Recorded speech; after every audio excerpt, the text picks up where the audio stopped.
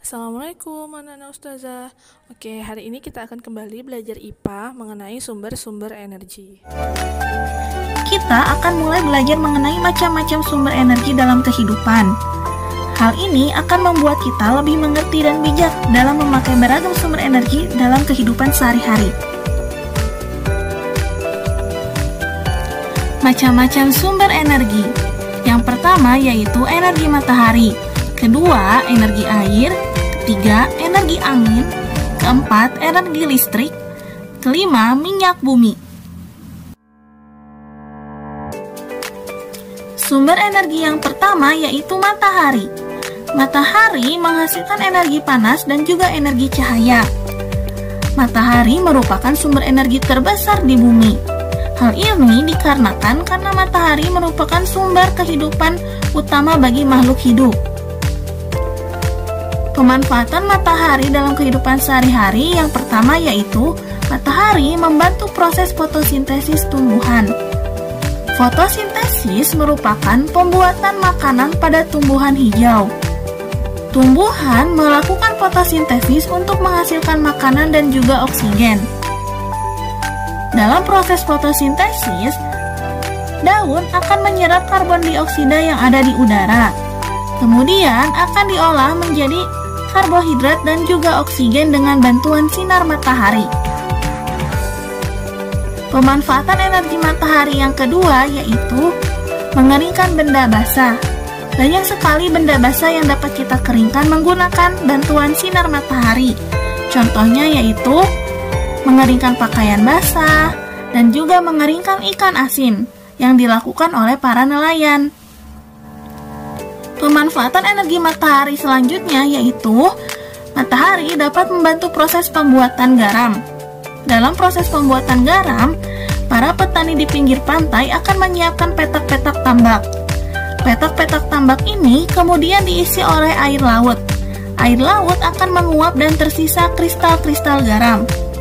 Penguapan air laut ini dilakukan dengan bantuan sinar matahari. Setelah air laut menguap, sekitar 210 hari atau setelah kemarau berakhir, garam segera dipanen. Pemanfaatan matahari yang keempat yaitu matahari dapat menjadi sumber pembangkit listrik, yaitu menggunakan panel surya. Panel surya akan menangkap sinar matahari, kemudian akan diolahnya menjadi sebuah listrik. Pemanfaatan selanjutnya yaitu membantu pembentukan vitamin D. Ini dilakukan agar tulang kita menjadi kuat.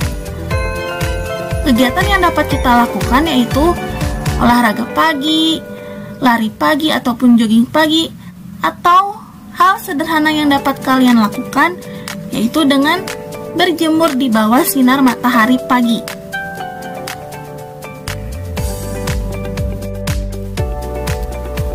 Sumber energi yang kedua yaitu air.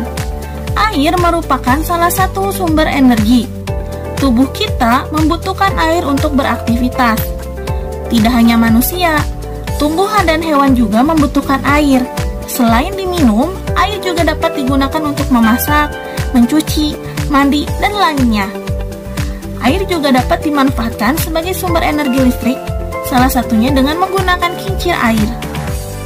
Pemanfaatan energi air yang pertama yaitu membantu mengairi sawah.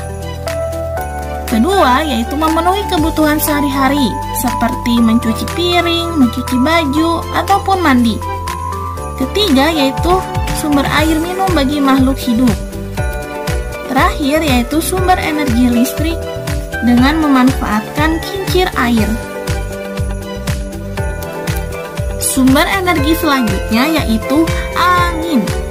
Angin dapat dimanfaatkan oleh manusia untuk membantu aktivitas sehari-hari. Yang pertama, angin digunakan manusia untuk membantu mengeringkan pakaian. Kedua, angin digunakan untuk membantu nelayan menggerakkan perahu layar ke tengah laut guna mencari ikan. Ketiga, yaitu angin digunakan sebagai sumber energi listrik. Dalam hal ini, angin dimanfaatkan untuk menggerakkan baling-baling dari kincir angin. menggerakkan baling-baling, kemudian akan menghasilkan sebuah energi listrik. Sumber energi selanjutnya yaitu energi listrik. Energi listrik merupakan salah satu sumber energi yang banyak digunakan di sekitar kita. Listrik merupakan sumber energi yang membantu kita melakukan aktivitas sehari-hari. Dengan adanya energi listrik, kita dapat menyalakan lampu, televisi, radio, setrika, dan masih banyak hal yang lainnya. Kita semua berhak mendapatkan listrik. Kewajiban kita adalah menghemat penggunaannya. Sumber energi selanjutnya yaitu minyak bumi. Kita sebagai warga negara mempunyai hak untuk memanfaatkan minyak bumi dalam mendukung aktivitas sehari-hari. Namun, di sisi lain, kita juga mempunyai kewajiban untuk menghemat penggunaan minyak bumi. Minyak bumi merupakan sumber energi yang tidak dapat diperbaharui, karena proses pembentukan minyak bumi membutuhkan waktu yang lama, bisa mencapai jutaan tahun. Permintaan untuk minyak bumi dari tahun ke tahun terus bertambah. Sebaliknya, ketersediaan minyak bumi dari tahun ke tahun terus mengalami penurunan.